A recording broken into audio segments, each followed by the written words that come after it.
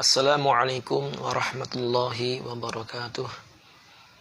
Bismillah, alhamdulillah, assalatu wassalamu ala rasulillah Sayyidina wa habibina wa maulana Muhammad ibn Abdillah wa ala alihi wa sahbihi wa mawalah wa la hawla wa la quwata illa billah, amma ba'd. Para orang tua kami, para guru-guru kami, para pendengar radioku 104,8 FM Kuningan dimanapun Anda berada,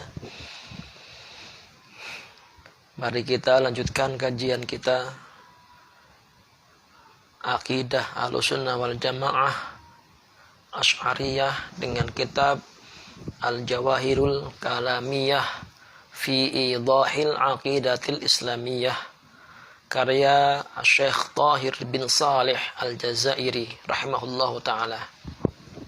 Bismillahirrahmanirrahim. Qala al-mu'allifu rahimahullahu ta'ala wa nafa'ana Allahu bihi bi'ulumihi wa asrarihi wa karamatihi barakatihi fid dharaini amin. Ila an qala as-su'al, pertanyaan, kaifal i'tiqadu, bagaimana i'tiqad, bagaimana keyakinan bisam'illahi ta'ala, dengan sifat sama'nya Allah ta'ala, dengan sifat mendengarnya Allah subhanahu wa ta'ala. Di antara sifat wajib bagi Allah adalah as-sam'u, sama', mendengar. Bagaimana keyakinan kita terhadap mendengarnya Allah? Al-jawabu, jawabannya, huwa, yaitu an'ataqidah, hendaknya kita meyakini annallaha subhanahu, sesungguhnya Allah subhanahu wa ta'ala, mausufun, itu disifati, bisam'i, dengan sama', dengan mendengar, wa annahu, dan sesungguhnya Allah subhanahu wa ta'ala, yasma'u kulla syai'in, mendengar segala sesuatu, sirron kana, baik sesuatu itu sir, rahasia, pelan-pelan, sir, rahasia, au jahron, ataupun terang-terangan, jahar, keras, baik pelan maupun keras, baik rahasia maupun terang-terangan. Allah dengar semuanya. Allah mendengar semuanya. Allah mendengar perkara yang jelas maupun yang samar, maupun yang sir, yang rahasia, yang pelan. Allah dengar semuanya. Lakinna sam'ahu subhanahu wa ta'ala, akan tetapi mendengarnya Allah subhanahu wa ta'ala, laisa kasam'ina, itu tidak seperti pendengaran kita. Fa inna sam'ana, maka sesungguhnya pendengaran kita, biwasitatil uduni, dengan perantara udun, dengan perantara telinga. Wa sam'ahu subhanahu wa ta'ala, sedangkan sama'nya Allah, mendengarnya Allah subhanahu wa ta'ala, laisa biwasitati syai'in, bukan dengan perantara sesuatu pun. Mendengarnya Allah enggak seperti mendengarnya makhluk. Maka dari awal sudah kita kasih rambu-rambu, sudah dibahas sifat wajib bagi Allah mukhalafatun lil hawadits, harus berbeda dengan perkara-perkara baru alias makhluk. Zatnya berbeda, sifatnya berbeda, afalnya, perbuatannya berbeda. Maka di sini pengulangan biar tegas lagi. Jadi kalau kita itu kan mendengar, itu ada dengan perantara telinga. Telinga pun nanti ada gendang suara. Sedangkan Allah tidak seperti itu. Jadi jangan dibayangkan, jangan sekali-kali dibayangkan Allah kok mendengar dengan telinga. Allah punya telinga, itu naudzubillah min dzalik, salah besar. Allah bukan jisim, Allah bukan jasad. Allah bukan jirim, bukan benda. Hati-hati jangan sampai terjerumus ke dalam akidah tajsim, menyatakan Allah itu jisim, Allah itu benda, berjasad. Itu salah besar, fatal akibatnya.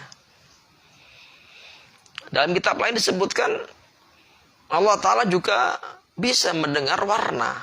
Ini beda, jangan disamakan dengan makhluk. Kalau kita kan mendengar itu dengan mendengar suara, melihat warna. Kalau Allah Ta'ala beda. Allah bisa mendengar suara, bisa mendengar warna, bisa melihat warna, bisa melihat suara. Maka jangan dibayangkan, laisa kamitslihi syai'. Tidak ada sesuatu pun yang seperti Allah Subhanahu wa Ta'ala. Harus paham perkara ini.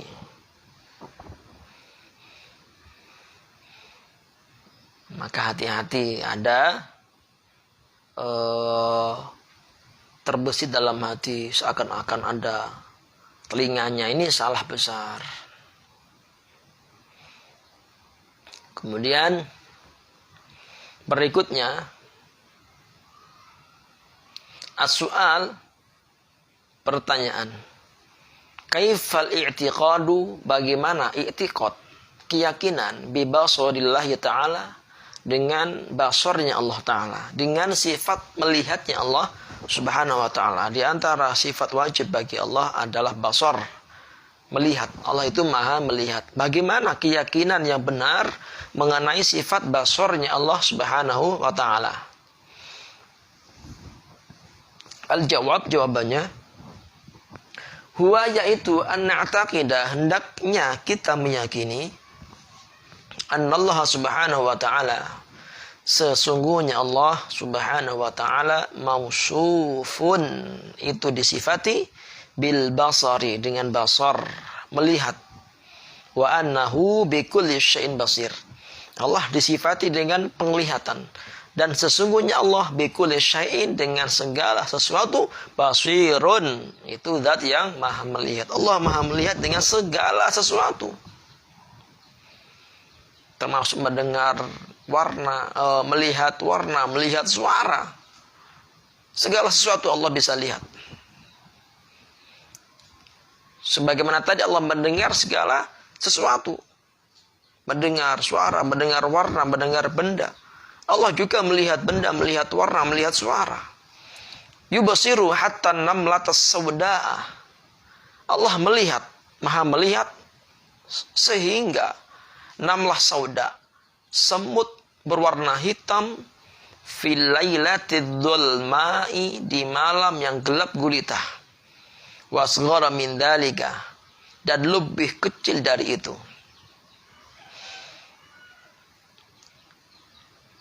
Allah maha melihat sampai-sampai semut yang hitam di malam gelap gulita dan lebih kecil dari itu juga Allah bisa melihat. Nah, di sini kan ada goyah perbandingan. Jadi goyah di sini bukan untuk Allah ya, tapi untuk pemahaman kita. Bagi Allah Ta'ala sama saja melihat semut hitam di malam gelap gulita, di atas batu hitam, di dalam gua misalnya. Sama saja dengan melihat gajah yang besar di siang hari yang bolong. Sama saja. Nggak ada bedanya. Jadi nggak perlu ada istilah apalagi. Allah saja bisa melihat semut yang hitam. Allah saja tahu hati kita, isi hati kita. Apalagi perbuatan kita salah, kalau dihubungkan kepada Allah. Tapi kalau di apalagi tadi untuk kita, maksudnya untuk kita, itu ya bisa. Karena untuk ukuran manusia kan ada beda. Kita kalau melihat perkara yang besar berarti lebih jelas daripada yang lebih kecil. Itu untuk ukuran manusia. Nah, di sini untuk memudahkan pemahaman kita saja. Bagi Allah itu sama saja, gak ada bedanya. Menciptakan gunung, menciptakan 7 lapis langit, 7 lapis bumi, dengan menciptakan semut sama, gak ada bedanya. Sama-sama mudah. Melihat semut hitam di malam gelap gulita, di dalam gua yang gelap, di atas batu hitam, sama jelasnya dengan melihat gajah yang besar di siang hari yang terang benderang. Sama, gak ada bedanya. La yakhfa an basari syai'un, tidak samar dari pandangannya sesuatu pun. Fi dhahiril ardi wa batiniha, di permukaan bumi dan di dalam batinnya bumi.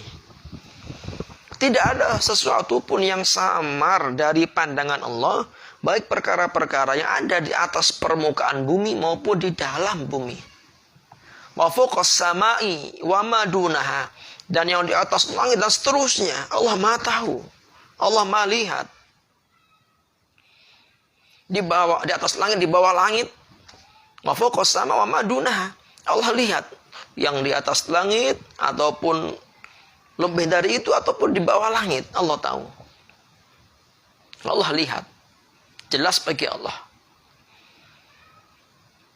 Lakinna basarahu subhanahu wa ta'ala, akan tetapi basornya Allah subhanahu wa ta'ala, sifat maha melihatnya Allah subhanahu wa ta'ala, laisa kabasorina, itu tidak seperti penglihatan kita. Tidak seperti penglihatan kita. Sifat basornya Allah tidak seperti basornya kita. Beda. Kita sudah paham kaidah awal, laisa kamitslihi syai', Allah wajib bersifat mukhalafatun lil hawadits, itu pegang. Kaidah ini, Allah wajib bersifat mukhalafatun lil hawadits, ini pegang erat-erat. Allah berbeda dengan perkara-perkara baru. Allah pasti berbeda dengan makhluk. Maka nanti akan kita bawa terus kaidah itu biar enggak terjerumus. Allah Maha melihat, tapi penglihatan Allah tidak sama dengan penglihatan makhluk.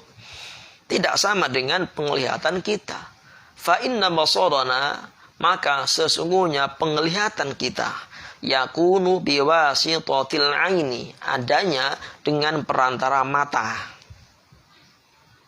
Wa basarahu subhanahu wa ta'ala, sedangkan penglihatan Allah subhanahu wa ta'ala, laisa biwasitati syai'in, tidak dengan perantara sesuatu pun. Jangan dibayangkan Allah punya mata besar. Oh, salah.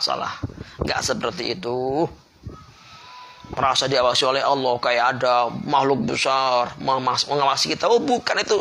Bukan Allah, bukan. Allah enggak berjasad, Allah enggak terbayangkan.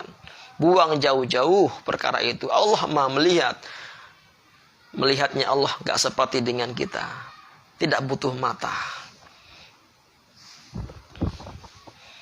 Makanya nanti ketika ada dalil-dalil yang seakan-akan kok Allah punya mata, itu nanti ditakwilkan. Maksudnya dalam pengawasan. Kenapa? Karena tadi menghindari tasbih, menghindari penyerupaan dengan makhluk. Jangan sampai terjerumus ke dalam akidah tajsim, akidah yang menyatakan Allah itu berjisim. Allah punya mata, punya telinga. Na'udzubillah min dzalik. Berikutnya, as-su'al, pertanyaan. Kaifal i'tiqadu bi kalamillahi ta'ala? Bagaimana i'tiqad, keyakinan dengan kalamnya Allah, sifat kalamnya Allah, sifat berbicaranya Allah Ta'ala.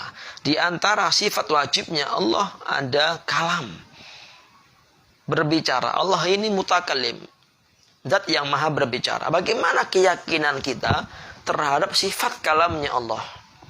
Harus dikaji. Nah, nanti pun ini kalau kita sudah paham kaidah awal, rumus awal, mukhalafatul hawadits, maka insya Allah aman. Nggak akan ada tasbih, nggak akan menyerupakan Allah dengan makhluk. Al-jawab, jawabannya.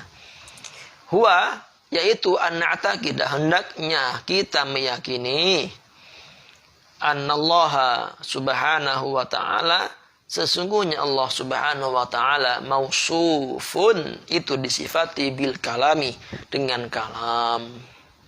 Wa anna kalamahu, dan sesungguhnya kalamnya Allah, berbicaranya Allah, la yushbihu kalamana, itu tidak menyerupai kalamnya kita, tidak menyerupai pembicaraan kita. Bicaranya Allah enggak seperti bicaranya kita.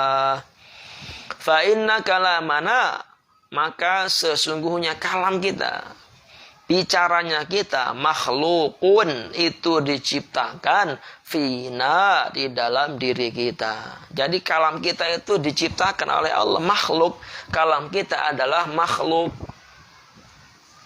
Bicaranya kita adalah makhluk, diciptakan, berarti perkara hadis, perkara baru. Wa biwasitati alatin, dan kalam kita, bicaranya kita dengan perantara alat. Min famin, berupa fam, mulut, walisanin, dan lisan, lidah, wasyafataini, dan kedua bibir. Itu bicaranya kita, pakai mulut, pakai lidah, pakai bibir. Wa kalamahu subhanahu wa ta'ala laisa kadzalika. Sedangkan kalamnya Allah itu tidak seperti itu. Kalamnya Allah tidak seperti itu. Kalamnya Allah bukan makhluk. Kalamnya Allah bukan makhluk. Kalau makhluk adalah hadis. Sifat Allah itu qadim. Kalamnya Allah itu qadim. Maha terdahulu. Bukan makhluk. Kalau makhluk diciptakan berarti hadis. Baru. Kalamnya Allah qadim, maha terdahulu. Kalamnya makhluk adalah hadis baru. Karena diciptakan, tadinya nggak ada. Allah berbicara nggak pakai mulut. Nggak pakai lidah, nggak pakai bibir. Ini harus kita pahami. Dan kalamnya Allah itu bukan suara. Bukan berupa suara, bukan berupa huruf. Kalau kalamnya kita, bicaranya kita itu ya ada suara, ada hurufnya. Kalamnya Allah gak seperti itu. Kalam Allah itu gak seperti itu. Bukan berupa huruf, bukan berupa suara. Duh, emang ada kalam pembicaraan yang tanpa suara, tanpa huruf? Ya bisa saja.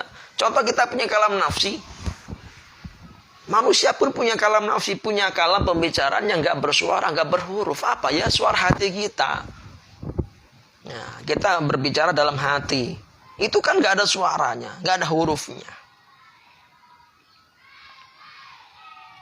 Al-Quran itu kalamullah. Al-Quran bukan makhluk. Ingat, Al-Quran adalah kalamullah. Kalamullah bukan makhluk. Kita baca Al-Quran. Ada suara, ada huruf. Bacaan kita, suara kita itu makhluk. Kalam Allah bukan makhluk. Tapi suara kita itu makhluk. Bacaan kita itu makhluk. Bersuara, berhuruf. Bukan kalamnya Allah.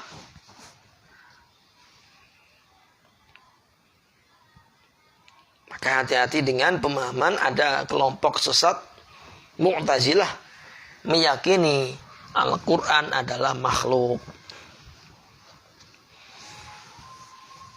Ini hati-hati. Akidah Ahlussunnah wal Jamaah, Al-Quran bukan makhluk.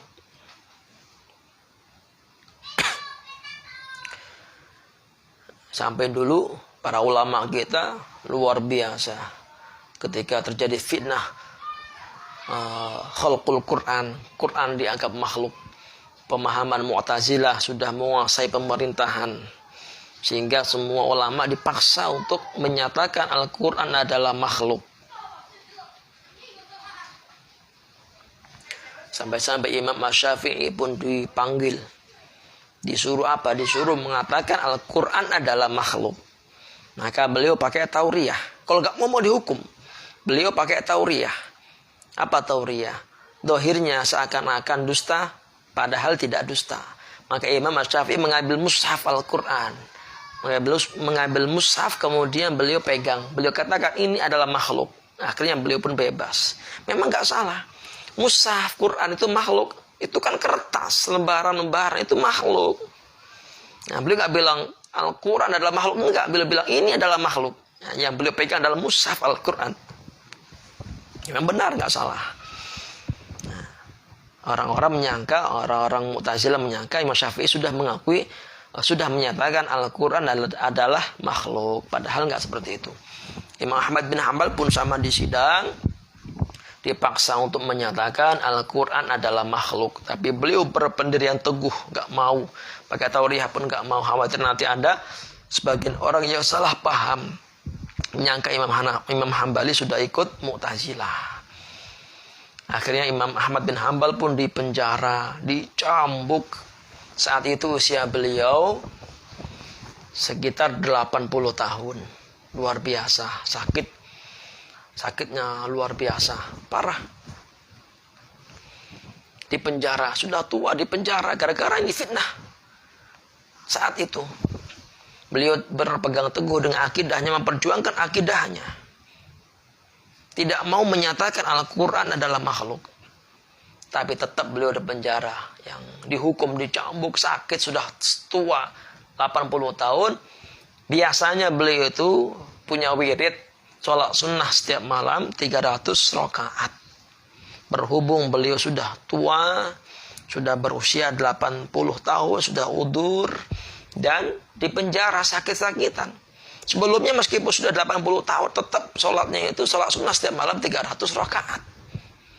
Nah, berhubung sekarang sudah tua, sakit di penjara lagi, maka beliau kurangi wirid sholat setiap malamnya. Dikurangi menjadi berapa? Menjadi 150 rakaat. Setengahnya. Nah, kita ini masih muda-muda, sehat. Ya Allah, semoga Allah ampuni kita semua malas sholat sunnah. Nah, itu sifat kalamnya Allah Subhanahu wa Ta'ala. Kalam Allah nggak bersuara. Nggak bersuara. Kalau ada kok suara, berarti itu bukan kalamnya Allah. Bukan.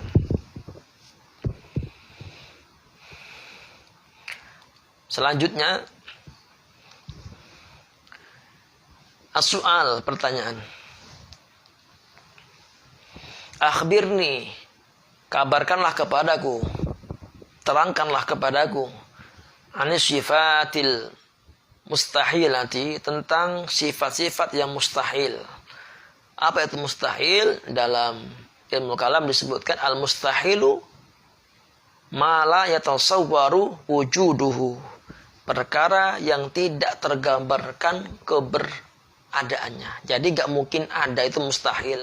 Kalau wajib, al-wajib itu malah kalau wajib malah yatasawwaru adamuhu, perkara yang gak tergambarkan ketiadaannya, gak mungkin gak ada, itu wajib. Kalau mustahil gak mungkin ada, mustahil. Kalau jais itu ya perkara yang ma yatasawwaru wujudu adamuhu, perkara yang mungkin tergambar saja, ada atau tiadanya sama, mungkin saja. Sekarang ceritakan kepadaku, terangkan kepadaku tentang sifat-sifat yang mustahil, allati la yattasifu bihal maula subhanahu wa ta'ala, yang Allah ta'ala tidak bersifat dengannya. Sudah kita bahas sifat-sifat wajib bagi Allah Subhanahu wa Ta'ala. Sekarang kita bahas sifat-sifat yang mustahil bagi Allah Subhanahu wa Ta'ala. Ada sifat 20 wajibnya. Ini akidah Syariah, disebut juga akidah khamsin. Akidah khamsin, akidah 50. Kok bisa? Ya. Pembahasannya 20 sifat wajib bagi Allah. Kebalikannya 20 sifat mustahil bagi Allah. Berapa itu? 20 tambah 20 sama dengan 40. Kemudian satu sifat jais bagi Allah. Boleh saja bagi Allah. Yang berikutnya 4 sifat wajib bagi Rasul. 4 sifat mustahil bagi Rasul. Satu sifat jais bagi Rasul. Total semua 50. Maka biasa disebut akidah khamsin, akidah 50. Ceritakan kepadaku tentang sifat-sifat mustahil yang Allah Ta'ala tidak bersifat dengannya. Al-jawab, jawabannya, as-sifatul mustahilatu, adapun sifat-sifat yang mustahil fi haqqillahi ta'ala, di dalam haknya Allah Subhanahu wa Ta'ala, ay allati la yumkinu ayyattasifa biha, yaitu sifat-sifat yang Allah tidak mungkin bersifat dengannya. Hiya, yaitu al-adamu, adam. Tinggal kebalikan yang 20 sifat wajib bagi Allah. Kalau kita hafal 20 sifat wajib bagi Allah, nah kebalikannya itu mustahil bagi Allah. Wujud, Allah wajib bersifat ada, maka mustahil Allah bersifat adam, tidak ada. Mustahil Allah tidak ada. Hiya al-adamu, adam. Nah, tidak ada itu gak mungkin. Wal hudutsu, dan hudus, Allah wajib bersifat qidam, maha terdahulu. Sudah kita bahas. Maka Allah mustahil bersifat hudus, hadits, baru. Itu mustahil. Allah nggak ada awal. Allah mustahil ada awalnya. Karena kalau ada awalnya, ada permulaan, berarti baru ada. Dulunya nggak ada. Itu mustahil, hudus. Wal fana'u, dan fana, lenyap, mustahil. Allah wajib bersifat apa? Baqo, kemarin kita bahas. Allah wajib bersifat baqo, kekal, langgeng. Mustahil bersifat fana, lenyap. Allah nggak mungkin ada akhirnya. Allah itu nggak ada akhir. Kalau ada akhir berarti fana, itu mustahil. Wal mumatsalatu lil hawaditsi, dan mumatsalah lil hawadits, mustahil mumatsalah lil hawadits, menyerupai perkara-perkara yang baru alias makhluk. Allah wajib bersifat mukhalafatun lil hawadits, wajib bersifat berbeda dengan makhluk. Maka mustahil Allah bersifat menyerupai makhluk, mustahil. Wal ihtiyaju li ghairihi subhanahu wa ta'ala, dan butuh kepada selain Allah Ta'ala. Allah mustahil bersifat butuh kepada selain Allah Subhanahu wa Ta'ala. Mustahil. Allah wajib punya sifat qiyamuhu binafsih. Allah maha berdiri sendiri, nggak butuh kepada apapun dan nggak butuh kepada siapapun. Maka Allah mustahil bersifat al-ihtiyaj ila ghairih, al-ihtiyaj li ghairi. Allah mustahil bersifat butuh kepada selain Allah. Mustahil. Maka Allah ciptakan para malaikat itu bukan karena butuh. Sudah kita bahas dulu. Bukan karena butuh, itu menandakan kemaha perkasaannya Allah, kemaha kuasaannya Allah. Wa wujudus syariki, dan adanya syarik. Nah, kita bahas dulu, Allah wajib bersifat wahdaniyah, esa. Maka mustahil Allah bersifat wujudus syarik, adanya sekutu, adanya serikat. Mustahil. Gak ada serikat bagi Allah. La syarikalah. Tidak ada syarikat bagi Allah. Tidak ada sekutu bagi Allah. Tidak ada siapapun yang menyekuti Allah dalam zatnya, sifatnya, afalnya. Tidak ada. Mustahil ada sekutu bagi Allah. Wal ajzu, dan ajz, lemah. Allah wajib bersifat kudroh, maha kuasa. Mustahil Allah itu lemah, ajiz. Wal karahiyatu, dan karahiyah, aibuku syai'in bi ghairi iradatihi, yaitu terjadinya sesuatu tanpa kehendak Allah Subhanahu wa taala. Allah wajib bersifat iradah, maha berkehendak. Semua apapun itu atas kehendak Allah. Perkara yang telah terjadi, yang sedang terjadi, yang akan terjadi, semua perkara yang ada, apapun Allah kehendaki. Tidak ada satu kejadian pun yang terjadi tanpa kehendak Allah. Maka Allah mustahil bersifat karahiyah. Ada sesuatu yang terjadi tanpa kehendak Allah, nggak mungkin. Kalau Allah terpaksa, nggak dikehendaki oleh Allah, itu nggak mungkin. Kalau kita kan sering, kita dagang, pengennya apa? Untung, malah bangkrut. Nah, ada terjadi perkara yang nggak kita kehendaki. Allah nggak seperti itu. Tidak ada sesuatu pun yang terjadi tanpa kehendak Allah. Wal jahlu, dan jahil, bodoh. Allah mustahil bersifat bodoh. Allah wajib bersifat al-ilm, maha berilmu, maha mengetahui. Allah mustahil bersifat jahil, nggak tahu, itu mustahil. Nggak ada perkara yang tidak diketahui oleh Allah. Nggak ada. Mustahil Allah itu nggak tahu. Mustahil. Wa asbahu dzalika, dan perkara-perkara yang menyerupai itu. Nah, tinggal kita hafal saja sifat-sifat yang wajib 20 itu, pokoknya kebalikannya itu adalah sifat-sifat mustahil bagi Allah. Pokoknya semua sifat-sifat yang sempurna adalah itu wajib milik Allah, sifatnya Allah. Sebaliknya, sifat-sifat yang kurang, yang cacat itu mustahil bagi Allah. Wa inna mastahala ittisafuhu biha, dan sesungguhnya mustahil bersifatnya Allah dengan sifat-sifat tersebut. Allah mustahil bersifat dengan tadi yang kita bahas. Allah tidak ada, baru, lenyap, menyerupai makhluk, butuh pada selainnya, ada sekutu, ajiz, tidak mampu, terpaksa, ada yang terjadi tanpa kehendaknya, tidak tahu, itu mustahil. Li'annaha sifatu nuqsanin, hanya saja itu sesungguhnya karena sesungguhnya sifat-sifat tersebut adalah sifat-sifat kekurangan. Wal maula subhanahu wa ta'ala, sedangkan Allah subhanahu wa ta'ala la yattasifu, tidak bersifat illa kecuali bisifatil kamali, dengan sifat-sifat kesempurnaan. Semua sifat-sifat sempurna adalah milik Allah, adalah sifatnya Allah, dan setiap sifat yang kurang, yang tercela itu mustahil Allah bersifat dengannya. Wallahu a'lam bishawab. Subhanakallahumma bihamdika asyhadu an la ilaha illa anta astaghfiruka wa atubu ilaik. Assalamualaikum warahmatullahi wabarakatuh.